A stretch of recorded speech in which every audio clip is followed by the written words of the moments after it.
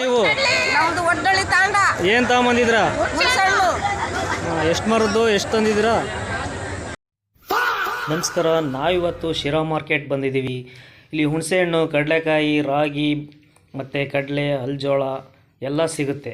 ಆದ್ದರಿಂದ ನಾವಿಲ್ಲಿ ಮಾರ್ಕೆಟ್ ಇವತ್ತು ನೋಡೋಣ ಅಂತ ಬಂದಿದ್ದೀವಿ. ನೋಡೋಣ. ರೈತರು ಹಿಂಗೆ ಮಾಡಿದ್ರೆ ರೈತರು ಉಳಿತಾರೆ. ಈ ರೇಟ್ ಕೊಟ್ಟರೆ ಒಳ್ಳೆ ಹಣ್ಣು, ಒಳ್ಳೆ ಕಲ್ಲರ್ ಹಣ್ಣೇನೆ 12, 10, 12 ಮಾಡವ್ರೆ. ಇಂಥ ರೇಟ್ ಕೊಟ್ಟರೆ ರೈತರು ಉಳಿತಾರೆ. ಹೂವಣ್ಣು ಬಂದು ಒಳ್ಳೆ ಹಣ್ಣೇನೆ 5,000, 6,000 ಮಾಡವ್ರೆ. ಈಗ ಹಂಗೆ ಮಾರ್ಕೆಟ್ನವ್ರು ಉದ್ಧಾರ ಆಗ್ತಾ ಬಿಟ್ಟರೆ ರೈತರು ಲಾಸ್ ಆಗ್ತಾ ಇದ್ದಾರೆ. ಅದಕ್ಕಾಗಿಯೇ ಮರಗಳೆಲ್ಲ ತೆಗಿತಾ ಇದ್ದಾರೆ. ಬಡಿಯೋಕ್ಕೆ ಬರೋಲ್ಲ, ನೆಲಾಗಿ ಗಂಡಾಳು ಸಿಗಲ್ಲ. ಅದರಿಂದ ಮರಗಳೆಲ್ಲ ತೆಗೆದು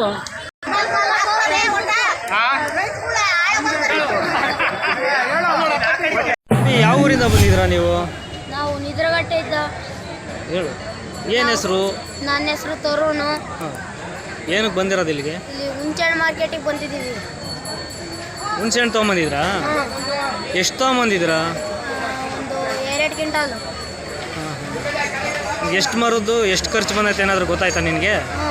ಎಷ್ಟಾಯಿತು ಖರ್ಚು? ಎಷ್ಟಾಯಿತು ಖರ್ಚು?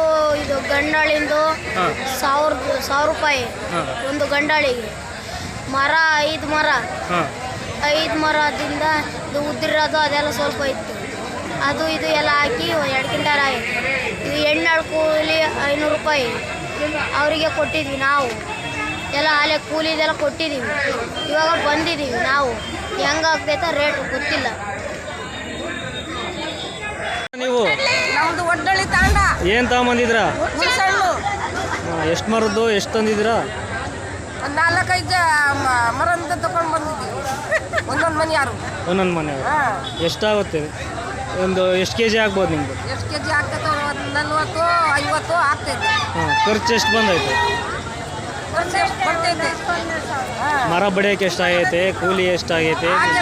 ಮರ ಬಡಿಯೋದು 10,000, 11,000 ಆಗಿದೆ. ಹಾಂ, ಹೆಂಗೆ ಲಾಭನೇ ನಷ್ಟನೇ? ನಷ್ಟನೇ ನಮಗೆ. ಮರ ಹಿಡ್ದಿಲ್ವಾ? ಹಣ್ಣು ಏನು ಹಿಡ್ದಿಲ್ಲ, ಜಾಸ್ತಿ ಹಿಡ್ದಿಲ್ವಾ? ಹಾಂ. ತಾಂಡ. ಯಾವರು? ಒಡ್ನಳ್ಳಿ ತಾಂಡ. ಹಾಂ ಹಾಂ ಹಾಂ.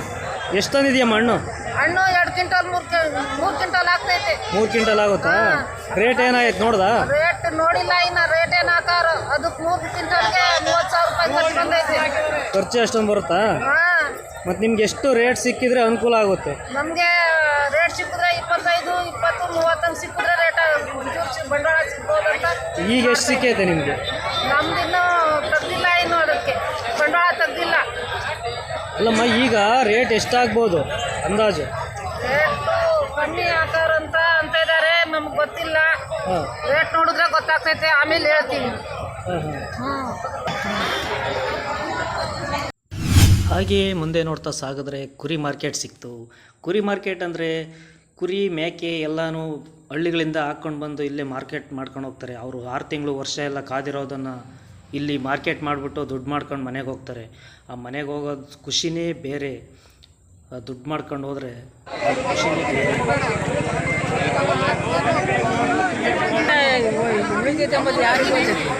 ಮಾರ್ಕೊಂಡು ಹೋಗೋಣ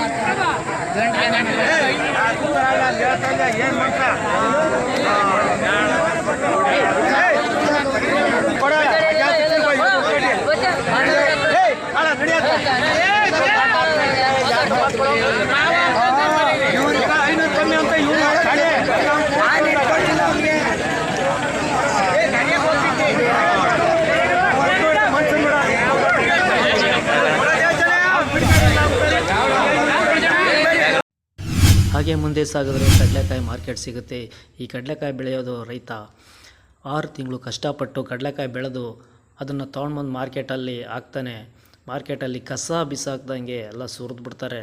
ಹೊಲದಲ್ಲಿ ಒಂದೊಂದು ಕಾಯಿಗೂ ಒಂದೊಂದು ಸಲ ಬಗ್ಗಿ ಎದ್ದು ತಗೊಂಡು ಕೂಡಿಟ್ಕೊಂಡು ಮಾರ್ಕೆಟಿಗೆ ತಗೊಂಡು ಬಂದರೆ ಕಾಲಡಲ್ಲಿ ಕಸ ಆಗಿರುತ್ತೆ.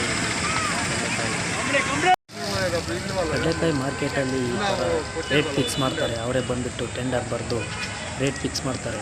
ರೈತನಿಗೆ ಇಷ್ಟ ಆದರೆ ಕೊಡ್ಬೋದು, ಇಷ್ಟ ಆಗಲಿಲ್ಲ ಅಂದರೆ ಕೊಡೋಕ್ಕಾಗೋದಿಲ್ಲ ಅಂತ ಇಟ್ಕೊಂಡು ಬರ್ಬೋದು. ಇಟ್ಕೊಂಡು ಬಂತಾನೆ ಏನು ಮಾಡ್ತಾನೆ, ಕೊಡಲೇಬೇಕಾಗುತ್ತೆ ರೈತರು.